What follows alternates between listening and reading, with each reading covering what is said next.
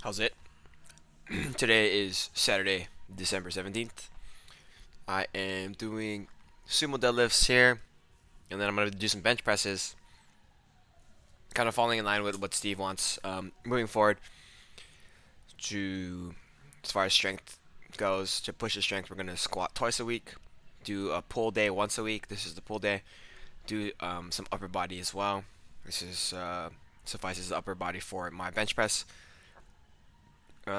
Yeah, we'll see what happens. My goal he set for me is 200 deadlift, 180 squats. So we'll see what happens. For my warm ups today, two things to note. I'm still continuing to do my sumo deadlift after I do a few conventional pulls, a few RDLs if it's light enough and whatnot. I think it helps a ton to get my hips warmed up properly. But my second thing here is you can watch the difference between this set for the sumos here. You can see that I am significantly more over the bar. My chest is more over the bar, and that is, I think, super important for carryover, like integral to why I'm doing these. You can see the shift from when I go from these conventional deadlifts to the sumo. So I have my feet here. So it's an important thing for me that I haven't done in a while. I am trying to scrunch my hips closer to the bar. However, I think more important than that is getting proper foot pressure. Oftentimes, what would end up happening is I would get on my heels, and then that kind of put me behind the bar, and then I would have to try to overcome that somehow. So, here, let's see. This might be a better angle of me trying to get into the correct position. So I'm wiggling around here. That's not super great. It's not a super great one. A little bit better there. I think overall, like 140 is super light, so I think it is a good starting weight, especially because how sore I've been lately, and just kind of being first day back lifting after a while off. And yeah, let's see if this is a better one. This one I was a little bit more on my heels. You can see the difference in the way that I lift. Positions do look a little bit better in this one, however. Um, I am also trying to force my chest to look up, like push forward, which is something that I think it was yesterday, I was struggling with for my hang lifts, my hang powers. This is a solid one here. I'm also a little bit late at the gym, so I don't do too many accessories. I literally do one. I just do dips after the bench press.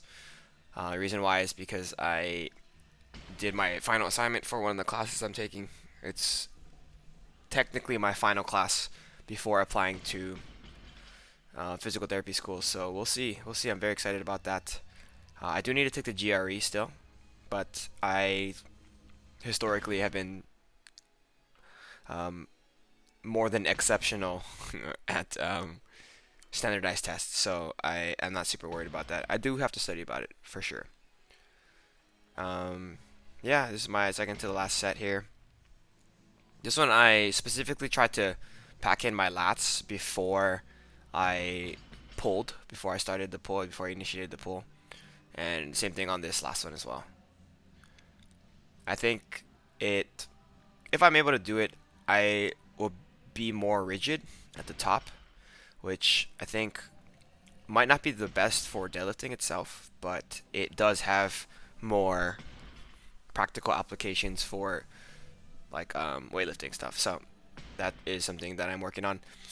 Um, Additionally, I think it would be helpful to kind of create tension in my upper back. Yeah, I struggled on that last rep.